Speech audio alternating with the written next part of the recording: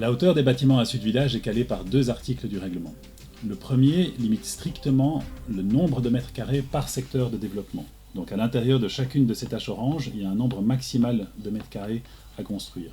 Ce qui veut dire que si on prend des bâtiments de taille raisonnable, une douzaine de mètres de profondeur pour du logement, vous arrivez à des bâtiments qui vont faire entre R plus 3, c'est-à-dire 12 mètres de haut dans la partie sud du quartier, et R plus 4, c'est-à-dire 15 mètres de haut dans la partie nord du quartier.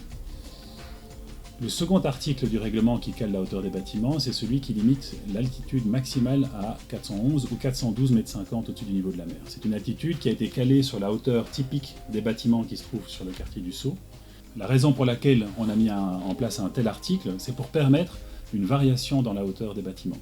C'est-à-dire que vous avez la hauteur typique qui est R plus 3 à R plus 4, 12 à 15 mètres, la cote d'altitude qui est légèrement plus haut, ce qui veut dire que si j'ai des bâtiments qui font une hauteur moyenne entre R plus 3 et R plus 4 sur l'ensemble du quartier, j'ai une cote d'altitude maximale qui est légèrement plus haut.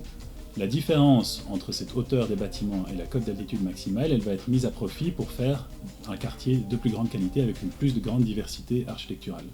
Pratiquement, ça veut dire que chaque fois que je monterai d'un ou deux niveaux sur certains bâtiments, je devrais descendre de un ou deux niveaux sur les bâtiments de longueur correspondante.